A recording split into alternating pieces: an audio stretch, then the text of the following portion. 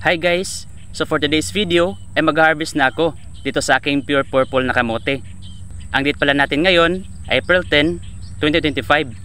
May gagawin kasi ako na recipe dito sa aking pure purple kamote.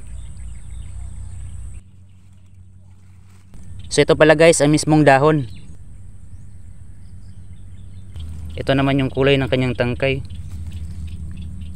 So may pagka green din siya guys, pero may halong konting violet. Ayan, so titingnan ko na dito kung meron akong makukuha. Ayan, so yan yung kanyang ugat, pero ito maliit pa.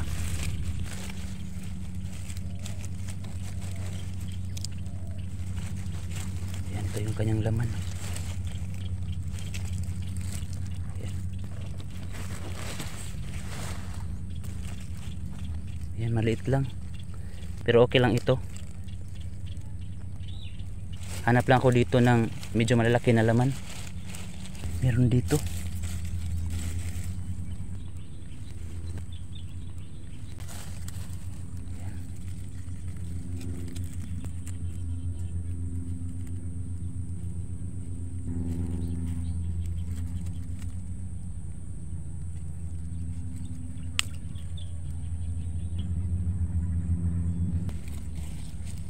Ayan o, meron dito guys.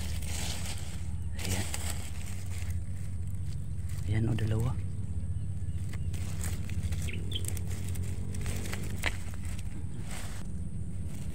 Naputol siya guys. Ayan. Naputol. Ayan, so ito pala yung kaputol.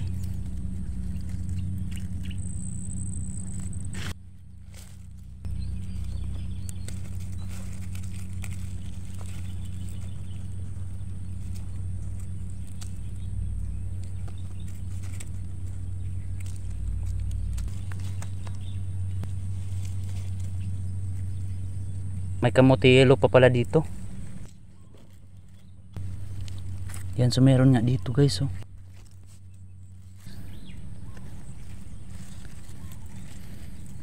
Oh, ang haba niya guys oh. Pero mas lalaki pa ito. Yan, hanap pa tayo dito. Pabalik ko lang siya guys.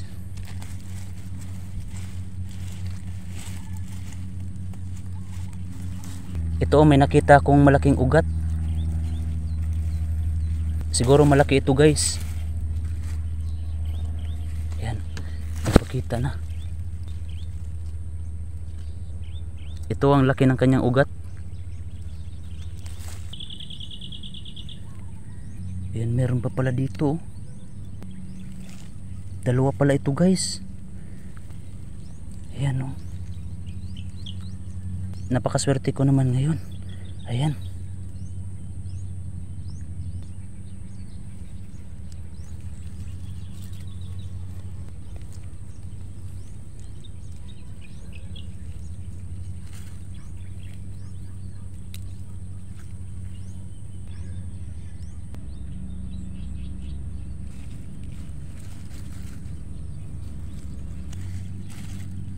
Ayan o, so meron pala dito. Lumitaw na yung kanyang laman dito sa ibabaw ng lupa.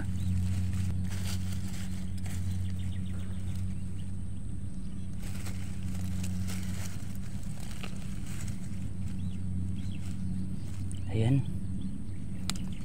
Meron pa pala dito. Maliit lang.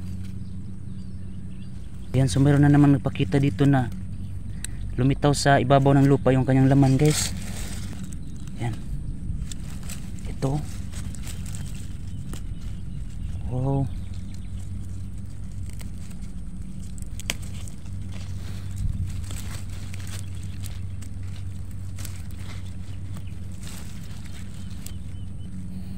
So ito na yung kanyang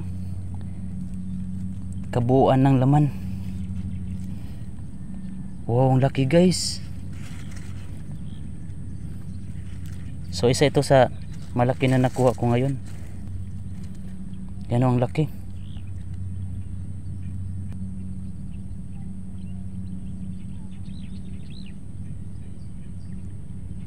Maganda kasi yung lupa dito guys. Malambot at buhaghag.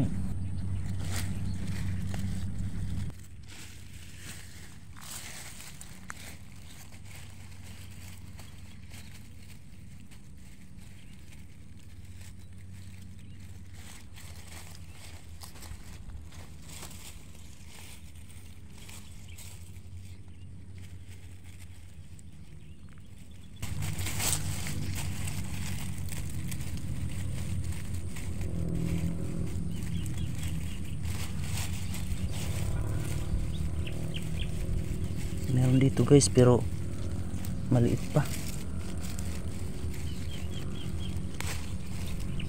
So binalik ko lang yung kanyang puno.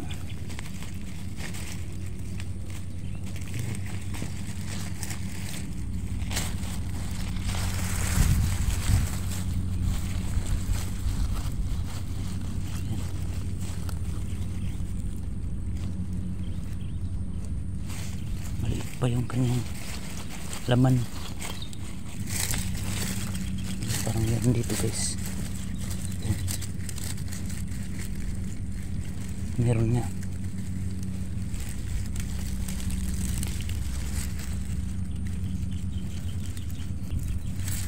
Parang maliit pa.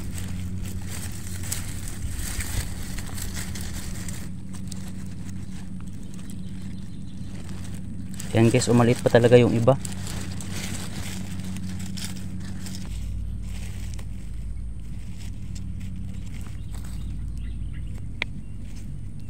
Yan, so maliit lang guys. Yan, so ito yung mga nakuha kong mga purple kamote ngayon.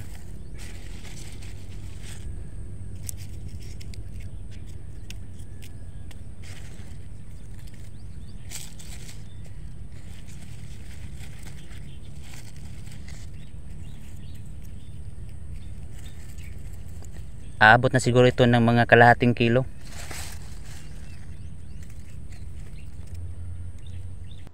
Share ko lang sa inyo guys na noong April 4 ay nakapag-harvest kami ng kamote yellow dahil may nag-order. At yung iba naman ay lulutuin namin kinabukasan kasi may birthday. Hindi ganun karami ang mga nakuha namin.